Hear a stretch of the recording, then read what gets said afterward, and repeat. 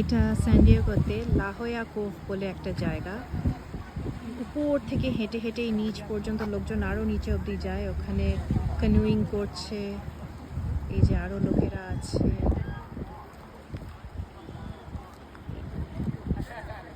লোকজন ক্যানু করছে। এখান দিয়ে লোকেরা আরও নিচে অবধি নেমেছে, নিচটা অবধি নামা যায়। এইটা হচ্ছে কেভটা, ভেতর দিক দিয়ে সিঁড়ি দিয়ে নিচে কেভের ভেতরে যাওয়া যায়। আর এই যে এইটা অন্য সাইডটা, একটু আগে যেটা ছিলাম সেটা হচ্ছে আমি ওই পয়েন্টটাতে ছিলাম। ওখান থেকে এমনি হেঁটে এখান দিয়ে ঘুরে এসে এরকম উঠলাম, উঠে এসে এসে এসে ওখান দিয়ে এরকম নেমে এসেছি। আর ওই যে সি লায়ন্সগুলো, এই যে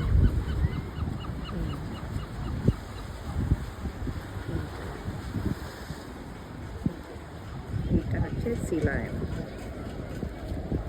যে গন্ধ এদের গায়ে, দুর্গন্ধ একেবারে। আর অনেক অনেক ভাউচার্সের মতনও আছে বসে।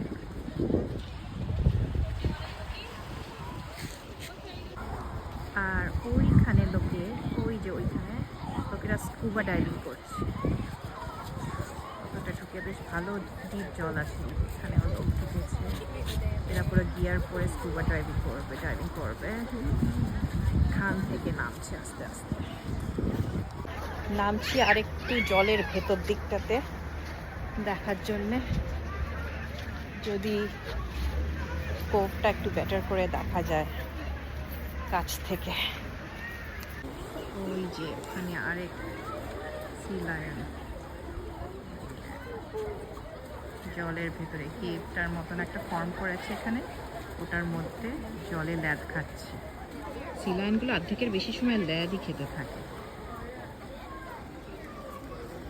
লোকজনরাও নেমেছে।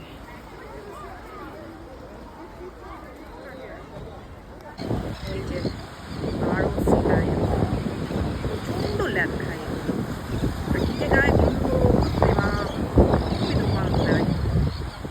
এদের গায়ে এত দুর্গন্ধ মতো ওই দূর থেকেও থাকা যাচ্ছে না। আমি পালিয়ে চলে এসেছি এই পার্কের ভেতর দিকটাতে। এখানটা বেশ সুন্দর, এই যে এই জায়গাটা সুন্দর বাঁধানো রয়েছে গাছ ফাছ দিয়ে।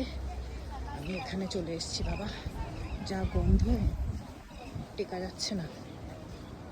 আর এখানে একজন দাঁড়িয়ে স্কেচ করছে।